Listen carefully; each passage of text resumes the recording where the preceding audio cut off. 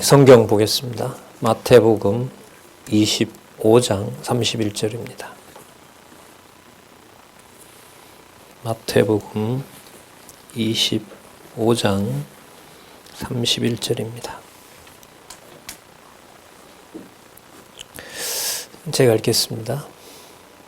인자가 자기 영광으로 모든 천사와 함께 올 때에 자기 영광의 보좌에 앉으리니 모든 민족을 그 앞에 모으고 각각 분별하기를 목자가 양과 염소를 분별하는 것 같이 하여 양은 그 오른편에 염소는 왼편에 두리라. 33절까지 읽어드렸습니다. 우리 교재는 성경 강론 13권 7029페이지입니다. 우리 너무나 좁은 환경을 우리 방송사에서 준비해 주셨는데요.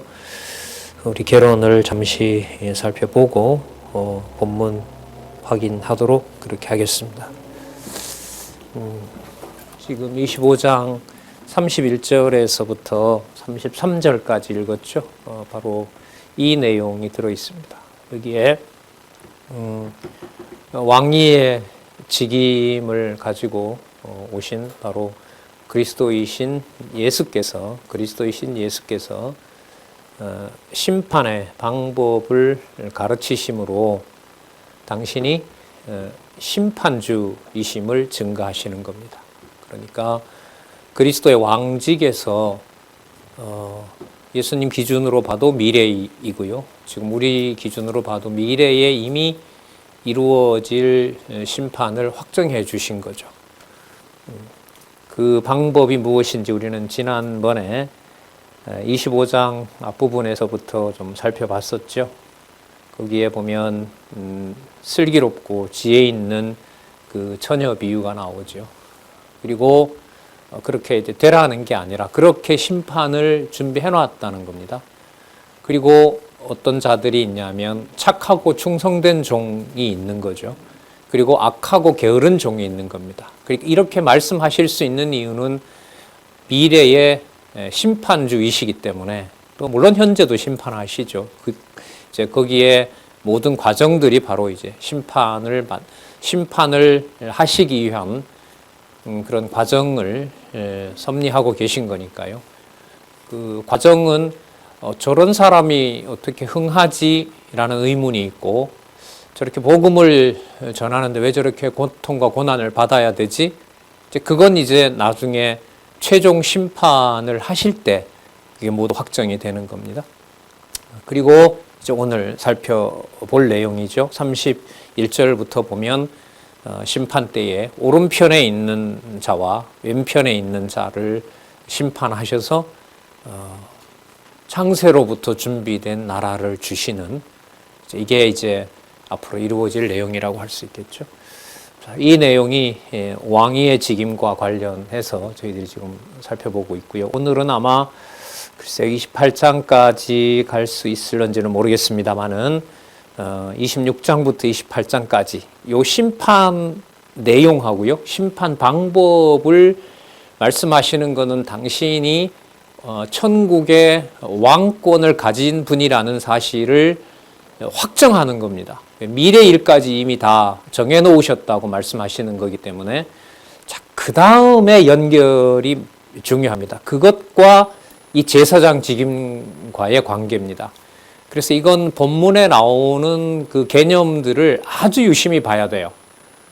본문 연결은 본문끼리의 연결성이 있단 말이죠. 지금 성경 신학에서 의미분석 성경 개론은 그 구조가 여호와 계시로, 그 본문 연결이 여호와 하나님 존재와 속성을 계시하시는 것을 확정짓는다는 사실을 개론이 보여주고 있는 거고요.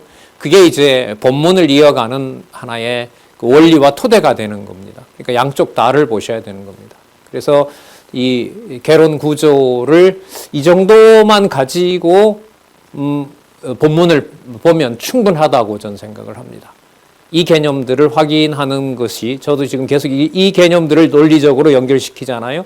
그리고 본문에 들어가서 본문을 또 연결시키면서 이 제목이 확정을 짓고 그렇게 이제 설명을 하고 있으니까요.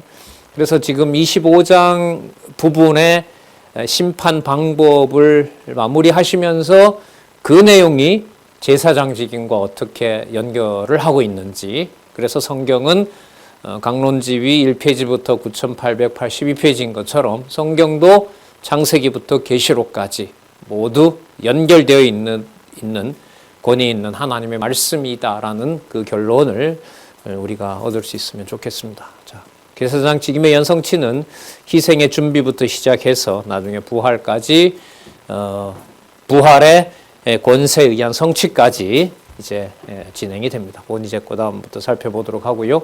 오늘은 심판주 직무. 심판주 직무는 두 가지죠. 심판의 징조를 알리시기 때문에 내가 심판주다. 그리고 심판의 징조는 최후 심판을 내가 확정해 놓았기 때문에 그렇다. 자, 복습 좀 더 할까요? 지도자 직무에서는 세 가지가 나왔죠. 왕직의 실상, 왕국의 실상, 왕권의 실상. 그게 매우 논리적이라고 했죠. 지도자이심으로 그분이 왕위의 직임을 가지고 계신 거죠. 내가 왕이다라는 거죠. 내가 왕이기 때문에 내 나라를 설명할 수 있다. 그래서 왕국의 실상인 겁니다. 내 나라이므로 내가 통치한다. 그게 왕권의 실상입니다. 이 논리적인 이 흐름 속에 지도자 직무 증거가 확증된다는 것은 이건 진짜 너무 놀랍습니다. 이 그러므로라는 게 너무 자연스러워지는 거죠. 그런데 이게 어디까지? 창조도 그렇게 됐고 오늘 이제 나옵니다. 마지막 일도 내가 다 정해놨기 때문에 그렇다. 그 말은 내가 누구다? 심판주다. 그렇게. 참 이 물샐 틈 없는 이 성경의 그 논리적 일관성, 성경 신학 서론에 나온 여러분들만 읽어보셨잖아요. 논리적 일관성, 이것은 본문의 연결성을 이런 지금 보시는 것처럼 의미 중심으로 구조화시킨 그 통일성 속에서 부분에 연결들이 일어나고 있는 겁니다. 자, 유념하시면서 한번 보시자고요. 앞부분에 우리는 달란트 남긴 충성된 종들과 그 다음에 악하고 게으른 종에 대해서 심판주이신 그리스도께서 왕의 직무 수행을 하시는 것과 관련해서 살펴봤고요.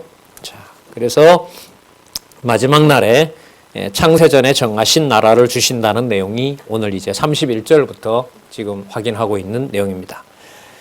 46절까지 심판 때에 오른편에 있는 자가 나라를 상속함을 가르친다. 오른편에 있는 양과 왼편에 있는 염소, 그 양과 염소를 내가 구분할 것이다. 또 내가 확정해 놓았다. 이런 말씀이겠죠.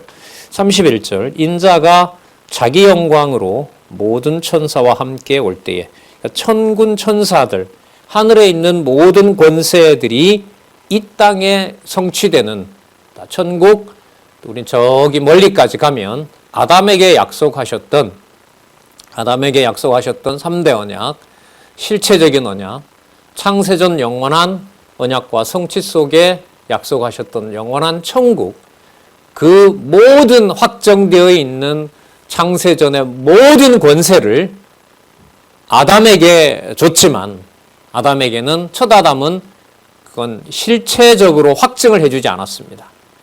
그걸 이제 왕권으로서 25장이 마지막에 나타난 심판 방법으로 당신의 심판주 되신 상황을 확정하시는 겁니다. 이게 예수님 당시에만 일어난 일일까요? 그리스도께서 다윗도 주라 부르셨기 때문에 우리 왕직에서 살펴본 겁니다. 아담부터 말라기까지, 창세기부터 말라기까지도 그리스도가 통치하셨다는 말씀인가요?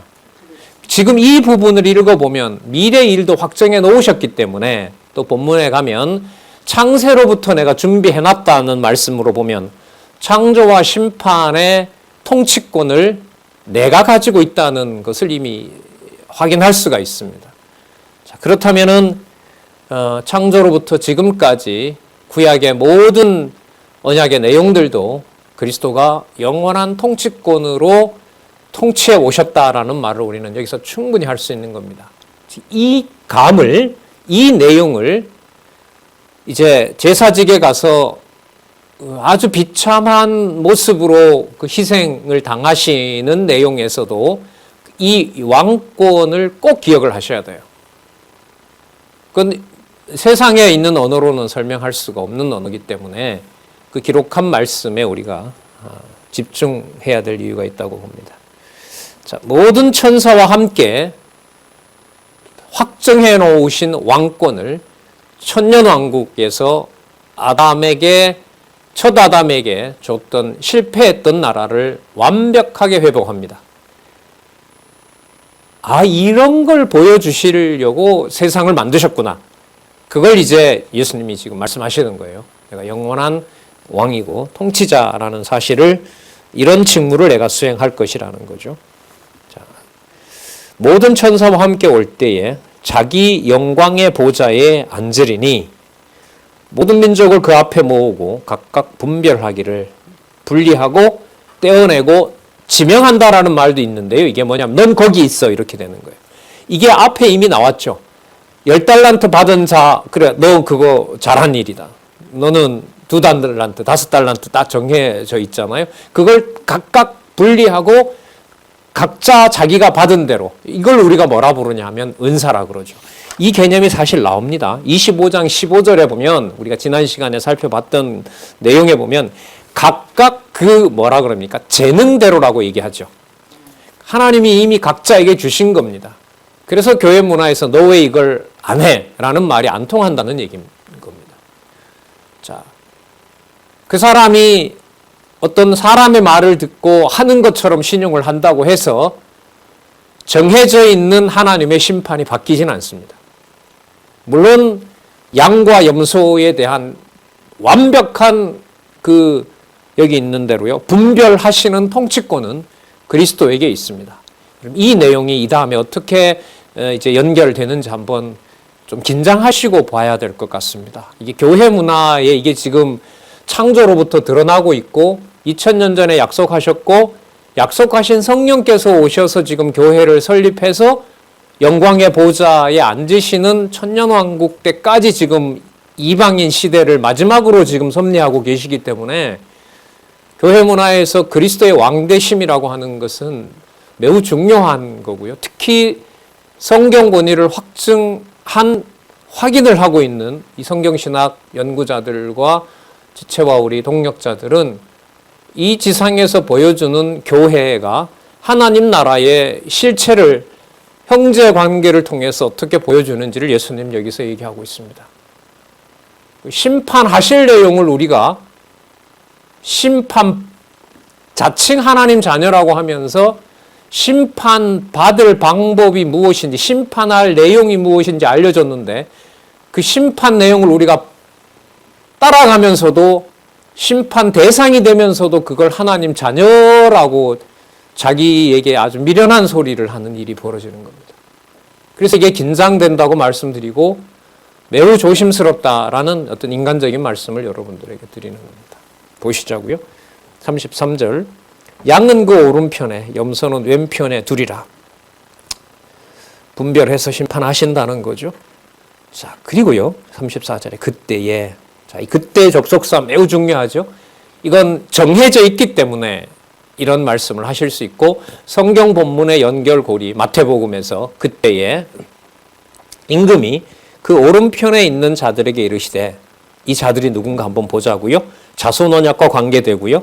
물론 땅 통치 언약하고도 다 연결이 됩니다. 내 아버지께 복 받을 자들이요. 아버지가 복을 주신 자들입니다. 우리 마태복음 5장 선지 직임, 왕위의 직임 앞에 있었던 선지의 직임에 보면 무엇으로 시작하냐 하면 복 있는 사람은 이렇게 시작하죠. 맞죠? 예, 복 받을 자에 대해서, 복에 대해서 가르치신 내용을 우리는 기억할 수가 있습니다. 예, 복 있는 자에 대한 그 상태를 말씀하셨고, 그러니까 하나만 또 올려보면 나를 위하여, 내 이름을 인하여 뭘 받는다? 핍박 받는 것이 무엇이다? 복이다. 이렇게 이미 볼 수가 우리가 살펴봤습니다. 내 아버지께 복받을 자들이여 나와 볼까요? 창세로부터 너희를 위하여 예비된 나라를 상속하라. 이게 마지막 아담으로 오셔서 실체를 완성하시는 겁니다. 지금 거기를 향하여 이 지상에 있는 모든 세상 나라의 그림자, 거짓된 거 전부 지금 이걸 드러내시고 심판하는 과정이 지금 상황이고요. 여기서 게으르고 나태한 종으로 버리는 자가 있는가 하면 뒤에 나옵니다마는 소자를 지체로 여기면서 그리스도의 충성된 착하고 충성된 종의 일을 하게 하는 바로 그 지체도 이 세상에 공존하고 있습니다. 그 심판이 앞으로 있게 된다는 것이고 이 말씀을 깨닫게 되면 교회 현상에서 교회 어떤 이 기독교 문화에서 무엇이 하나님의 선과 악인지에 대한 지혜와 총명을 주시겠죠. 그래서 모든 사람들이 저건 좋은 것이고 우리에게는 유익한 것이야 라고 하는 것이 아니 그 말씀과 다른 것이야 라고 노할 수가 있는 지혜도 주시겠죠. 그때 임금이고 오른편에 있는 자들에게 이르시되 내 아버지께 복받을 자들이여. 이 계시록에도 이 말씀들이 나오죠. 계시록 1장 3절에 봐도 이 신약 성경 마지막에도 나옵니다. 나와 창세로부터 너희를 위하여 예비된 나라를 상속하라. 하나님의 백성을 위하여 창조 때부터 예비된 3대 언약에 근거한 그 나라가 바로 유산입니다. 상속이 이때 모두 이루어지는 겁니다. 자, 그러면서 35절을 보시기 바랍니다. 그 예비된 나라를 상속하는 과정에 어떤 일을 섭리하시는가 보세요. 내가 줄일 때에 너희가 먹을 것을 주었고 줄일 때 목마를 때에 마시게 하였고 떠돌 때에 영접하였고 벗었을 때에 옷을 입혔고 병들었을 때 돌아보았고 옥에 갇혔을 때 와서 보았느니라. 여기서 예수님이 아주 놀라운 얘기를 하세요. 제 뒤에 나오죠. 나와 지체인 형제의 관계를 분리하지 않습니다. 분리하지 않아요. 그러니까 아담에게 약속하셨던 3대 언약 속에 모든 후손이 들어있잖아요. 모든 자손이 그 안에 다 있단 말이에요. 그리스도가 이걸 그 자손들이 누구냐 하면 바로 나였다는 사실을 밝혀줍니다. 아담의 두 아들 중에 아벨과 그 후손들이 어떤 행위와 무관하게 바로 내가 줄일 때에 목마를 때에 나그네 되었을 때에 벗었을 때에 병들었을 때에 옥에 갇혔을 때에 나를 돌아본 것이다 라고 얘기합니다. 여러분 이 말은요, 이 말씀은 어디에서 이게 연결성을 좀 찾아오면 도움이 되냐 하면 여러분 아브라함과 이삭과 야곱 우리가 봤습니까? 우리와 무관합니까? 보지도 못했고 우리와 무관한 자들 아닙니까? 그러나 부활을 22장의 직위 행사를 말씀하시면서 그가 우리와 분리됐다 안 됐다? 안 되어 있다. 산자다. 여기서 말하는 산자라고 했을 때 살았다는 것은 부활 차원이고 영원한 생명과 연관됩니다. 그래서 창세기부터 말라기까지 나타난 모든 믿음의 선진들이 히브리서에 가면 누구를 섬겼다고요? 그리스도를 섬겼고 그리스도의 통치를 받았다고 했습니다. 그 예 중에 하나가 뭐냐 하면 모세가 이스라엘 백성들을 애굽에서 가나안으로 인도한 것이 애굽에 누리는 영광보다 그리스도를 더 따랐기 때문에라고 히브리서에서 주석을 합니다. 이건 세상의 혈육으로 낳는 관계가 아닙니다. 그 이상을 초월해버리는 겁니다. 그 상황을. 그래서 우리는 이걸 부활 혹은 영원한 천국 상황에서 교회를 설명할 수 있는 토대가 되는 겁니다. 그 당시도 그렇고요. 지금도 예수님 지금 얘기하시는 걸로 봤을 때 좀 구체적인 지혜들이 저는 나오리라고 봅니다. 예를 들면 호크마 하우스를 우리 재산이니까 우리만 쓰는 것이 아니라 오래전부터 지을 때부터 나왔던 얘기가 여기 나와 있는 대로 원칙상 규칙상 병들면 가족이 모셔야 가는 걸로 원칙으로 되어 있지만 무조건 그건 병들면 나가세요가 아니잖아요. 그걸 들은 지체들이 자기 부모가 아니라고 그냥 둔다? 그건 재고할 만하지 않겠습니까?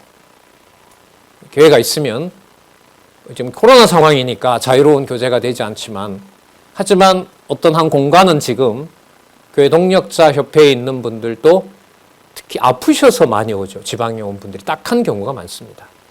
그 사정을 좀 미리 알았을 때는 오셔서 여기서 쉬시다가 그 다음날 병원 가시라고 우리 여기 호크마에 같이 봉사하시는 분들이 안내하는 걸 봤습니다. 저도 지난주에 여기 계시다가 그 예약된 시간에 가시라고 했는데 이런 일들이 좀 많이 일어났으면 좋겠다. 그리고 여기 계신 분들은 말씀으로 그분들을 따뜻하게 대해주고 하는 거. 세상으로 말하면 복지죠. 하지만 이 내용으로 보면 그리스도를 섬기는 것과 그리스도의 심판주의 통치를 받는 것하고 무관한 것이 아니다라는 겁니다. 그래서 여러분들 많이 고민하시잖아요. 특히 장안중앙교회의 어떤 이 재산 관련해서 뭔가 일 처리를 해가야 되는 것과 직접 이렇게 관계 있는 분들이 왜 주셨을까? 왜 주셨을까? 상황이 좋아져서 하나님을 잊어버리는 것과 상황은 매우 나쁜데 진리의 말씀을 더 보고 싶고 하나님 살아계신 것이 더 확신이 들어온다라면 우리는 후자를 선택하고 싶을 겁니다. 모두들. 그게 여러분 무슨 상황하고 관계가 되냐면 이게 심판주의 직무라는 거예요. 심판주의 직무라는 말은 그 다음에 더 이상 남은 게 있다 없다? 없다는 거죠. 그게 양이냐 염소이냐라는 문제이기 때문에 그렇다고 해서요 사람이 당신은 염소야, 당신은 양이야 그걸 판정할 수가 있을까요? 그건 위험한 일입니다. 그래서 함부로 어떤 직권을 가지고 어떤 세상의 어떤 직위를 가지고 이래라 저래라고 할 수 없는 것이 바로 심판주와 직접 관계가 되는 겁니다. 또 사도행전에 보면 심판주 노릇을 인간이 못하게 하시죠. 성령께서. 또 오류도 범하게 하고요. 자, 약속되어 있는 겁니다. 37절, 부활의 논리하고도 관계되어 있는 거고요. 좀 멀리 가면 율법의 대강령이 여러분들 뭐라 그랬죠? 하나님 사랑과 이웃 사랑이 분리가 안 됩니다. 안 되는 그 상황의 논리가 뭐냐 하면 부활의 논리였다 그랬죠. 아브라함과 우리와 관계가 있고 다윗과 우리와 관계가 있고 구약에 순교했던 많은 선지자들의 피가 현재 우리와 무관하지 않다는 겁니다. 부활에서는. 부활 차원에서는. 자, 37절. 이에 의인들이 대답하여 가로되. 자, 창세로부터 상속받을 자들 이분들을 뭐라 부르냐 하면 의인이라고 그러죠. 누가 의롭다고 재판할 자들이죠? 주 예수 그리스도께서. 슬기롭고 지혜로운 자들 여러 표현들이 나옵니다. 착하고 충성된 종들 다 연관되어 있는 거죠. 주여 우리가 어느 때에 주의 줄이신 것을 보고 공개하였으며 목마르신 것을 보고 마시게 하였나이까. 어느 때에 나그네 되신 것을 보고 영접하였으며 벗으신 것을 보고 옷 입혔나이까. 어느 때에 병드신 것이나 옥에 갇히신 것을 보고 가서 배웠나이까 하니 40절 임금이 대답하여 가로되 내가 진실로 너희에게 이르노니 너희가 여기 내 형제 중에 지극히 작은 자 하나에게 한 것이 곧 내게 한 것이라. 세상에 이런 논리가 어디 있습니까? 그리고 이게 심판주의 심판해 가시는 방법하고 관계가 되어 있다는 겁니다.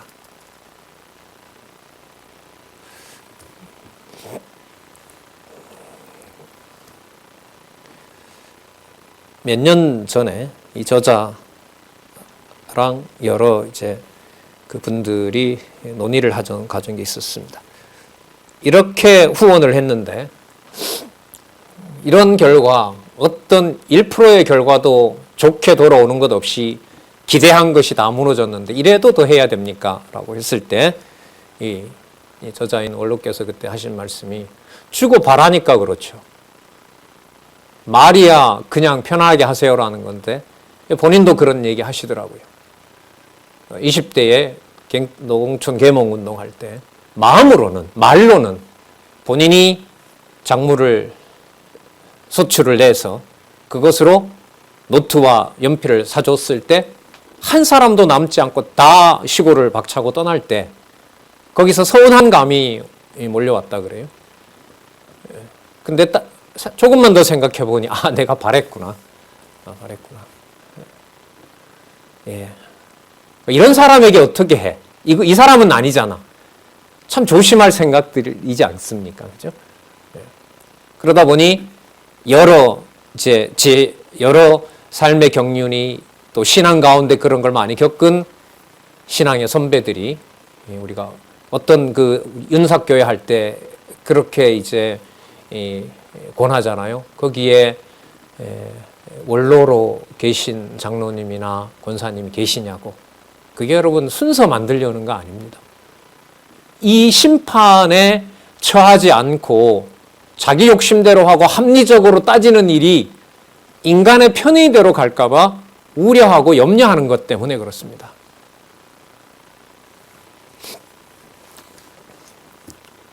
내 형제 중에 지극히 작은 자 하나에게 한 것이 곧 내게 한 것이니라 하시고 또 왼편에 있는 자들에게 이르시되 저주받을 자들아 나를 떠나 볼까요?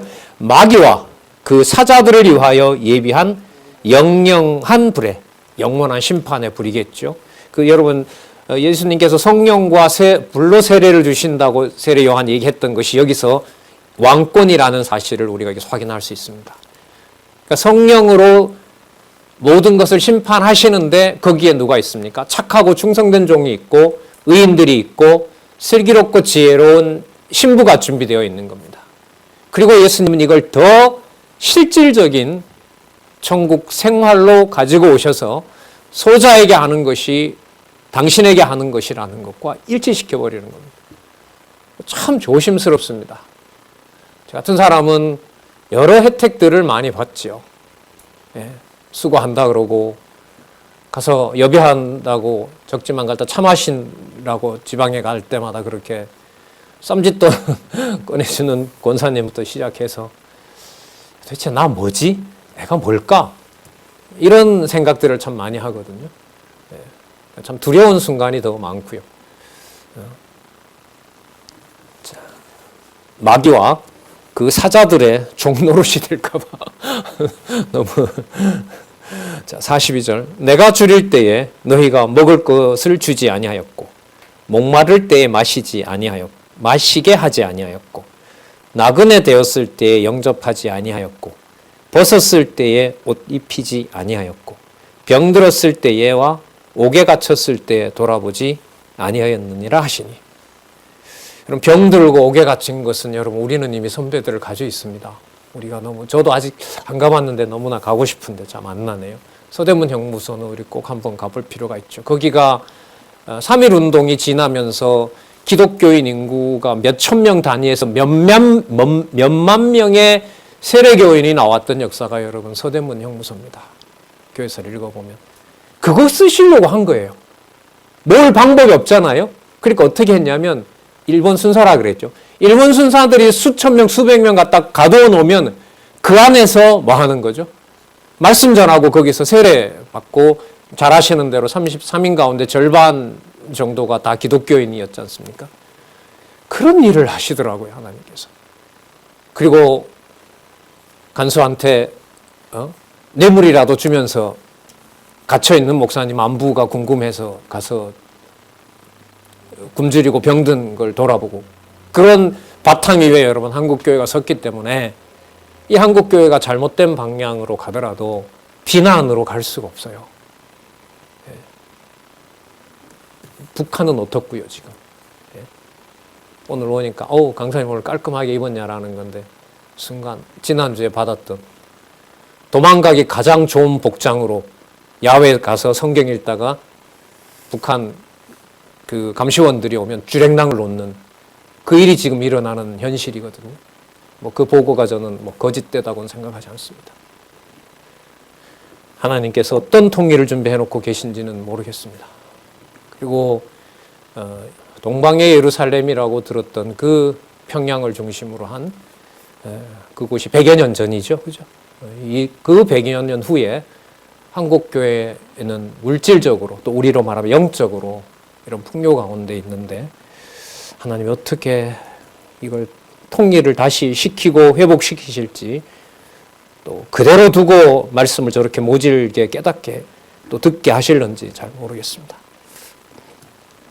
44절 저희도 대답하여 가로되 주여 우리가 어느 때에 주의 줄이신 것이나 목마른 것이나 나그네 된 것이나 벗으신 것이나 병드신 것이나 옥에 갇히신 것을 보고 공양치 아니하더이까. 이에 임금이 대답하여 가라사대 내가 진실로 진실로 너희에게 이르노니 이 지극히 작은 자 하나에게 하지 아니한 것이 곧 내게 하지 아니한 것이니라 하시니 저희는 영벌에 염소고 왼편에 있는 자들이죠. 저희는 영벌에 의인들은 영생에 들어가리라 하시니라. 그러니까 마지막 최후 심판의 주로서 바로 심판의 방법까지 어떻게 정해져 있는지 어떻게 앞으로 하실 건지를 지체와 관련해서 확정을 지어놓고 이게 여러분 무슨 교회의 역사가 되는 거죠. 성령께서 오셔서. 그래서 그리스도가 머리로 통치하시는 교회에 이런 심판을 면하게 하는 것을 온전히 누가 주관해 주셔야 되냐면 진리의 보혜사 성령께서 그 마음을 이끌어 주셔야 된다는 겁니다. 이런 맥락에서 이제 또 말씀드리면 자기 몸을 불사름에 내어줄 정도로 모든 걸 다 바쳐 구제한다고 해서 그게 뭐가 될 수는 없어요. 의와 충성되고 그 다음에 지혜로운 자가 되지 않는다는 겁니다. 그건 전적으로 진리의 보혜사 성령의 주관하심이 이끌어줘야 된다는 거죠.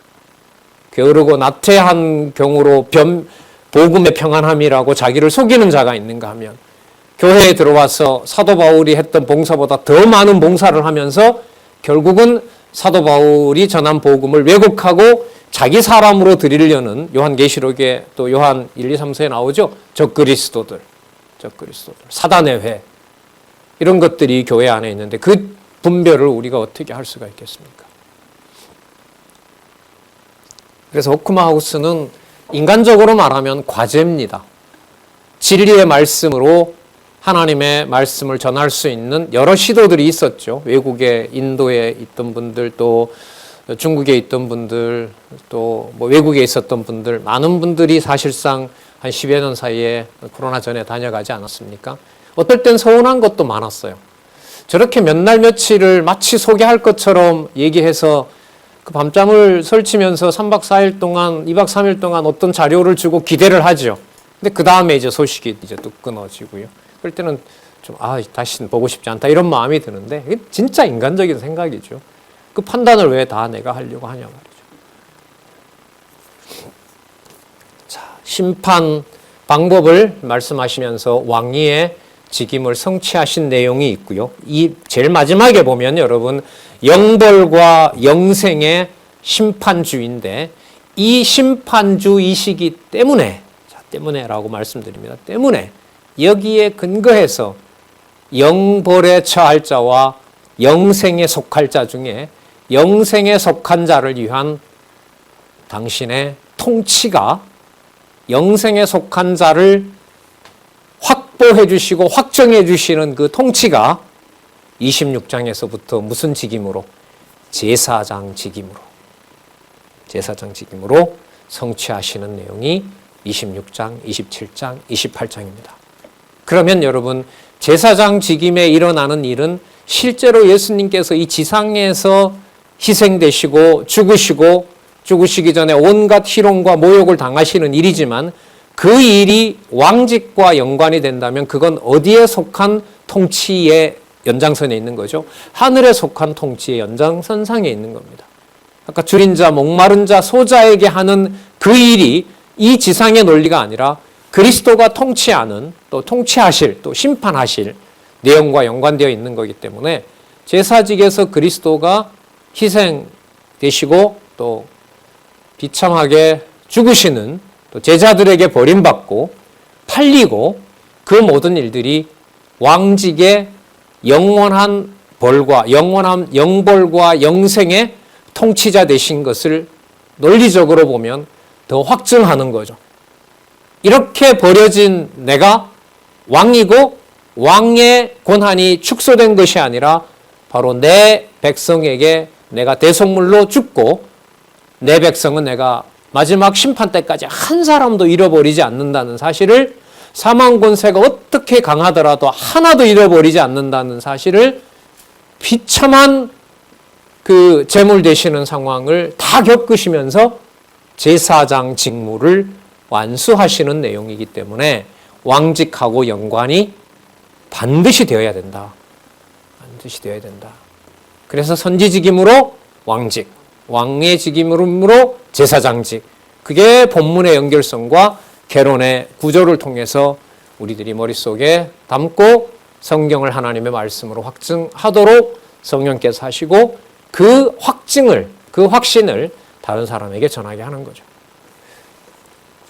자, 잠시 정리하도록 할까요? 7034에 가시면, 자, 마태복음 16장 13절에서 25장은 예수께서 구약의 언약을 성취하러 오신 그리스도이심을 왕위의 직임에 의해 성취함으로 증가하시는 내용으로서 왕직의 실상, 왕국의 실상, 왕권의 실상, 이거 논리적이라고 말씀을 드렸고요.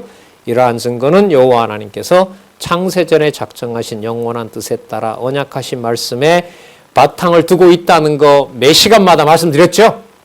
실제로 내용으로 보면 다윗도 주라고 칭했으므로 왕위의 직임 성취는 어디에 있는 사건을 이 땅에 보여주시는 것이다. 하늘에 속한 것, 모형이 아니라 실체를 이 땅에 보여주신다라는 사실을 우리는 확증했습니다. 그래서 이게 더 들어오는 거예요.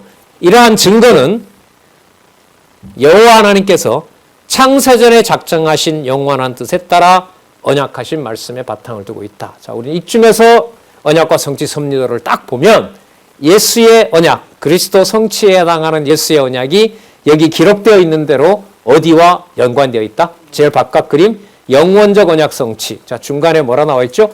영원 천국. 영원 천국의 확증이 뭐였죠? 창세로부터 준비된 자녀를 내가 마지막에 심판한다. 창조 심판. 그래서 언약과 성취 섭리도와 성경 강론집의 구조는 일치한다. 그러므로 성경은 하나님의 정확무한 말씀이다. 그리고 논리적 일관성이 있고, 자, 논리적 일관성 본문에서 확인했고요. 구조적인 통일성은 이 구조에서 우리가 확인했고요. 통일되어 있는 것이 모이게 되면 누구에게로 갑니까? 여호와 존재 계시, 여호와의 속성 계시, 여호와 하나님 살아계신 것을 증거하는 바로 그리스도의 이 증거 내용을 살펴봤고요. 그리고 주제는 어떻게 합니까? 단일하잖아요. 모든 것이 이렇게 모아지잖아요. 신약 같은 경우엔 그리스도 성취로 모아지고요. 의미는 하나일 수밖에 없어요. 그러므로 여호와 존재 계시, 여호와 계시, 여호와 하나님 살아계신 증거. 자, 오늘 배운 말씀까지 가지고 오면요, 소자 중 하나에게 한 것이 성령께서 나에게 하나님 살아계신 증거, 그리스도가 머리 되신다는 증거를 확증해 준 사건입니다. 그래서 제가 과거에 선생님들하고 청년들하고 공부할 때 제가 이런 질문을 던졌죠. 교회 오니까 허겁지겁 교회 강론 시간 늦었다고 허겁지겁 오니까 기다리던 권사님이 차 한 잔 마시고 들어가라고 커피 공짜로 타준 거 하나 하고, 아침에 출근하니까 뭐 스벅인가요? 한 잔에 5,000원 하는 거.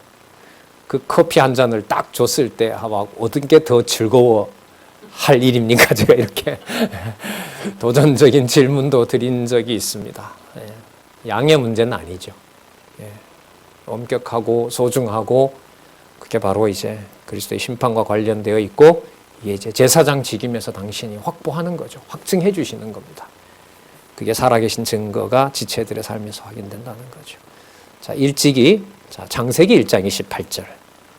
창세기 1장 28절 오늘 나왔습니다. 구체적인 개념까지 나왔어요. 창세로부터 상속받을, 복받을 자들 딱 불러버리잖아요. 이럴 때 창세기 20장 28절은 다른 부분도 연관이 되지만 더 확증이 되는 거예요. 아, 맞구나. 그게 성경 신학에서 성경을 의미 분석으로 여호와 계시로 확증하는, 성경 권위를 확증하는 것이 이래서 이렇구나. 딱 눈에 들어오잖아요. 그 다음에 창세기 49장 10절 유다의 홀. 이게 그렇게 유다를 망하게 해버리고 처참하게 유다를 붕괴시킨 바로 실체적인 나라를 주시려는 참 이스라엘 왕으로 오셨구나. 참 이스라엘 왕, 유대인의 왕은 제사장직에도 또 나옵니다. 그때 더 들어오는 거죠. 아, 참 말씀을 전하시는 참 선지자로서, 왕으로서, 제사장으로서, 아, 이분이 진짜 메시아가 맞구나. 자, 지금 요 부분을 지금 우리 심화 줌 세미나를 통해서 살펴보고 있잖아요. 그 다음에 다니엘서 2장 44절, 4장 3절. 이건 어디에 속한 나라? 하늘에 속한 나라. 다니엘의 몸과 유대인들의 몸은 비록 바벨론에 종살이 하고 있는데 바벨론 왕 느부갓네살을 거머쥐고 있는 분은 누구다? 바로 하늘에 계신 영원한 인자이시다. 인자 같은 이가, 이런 말씀 나오잖아요. 그리스도의 통치권과 연관이 되는 겁니다.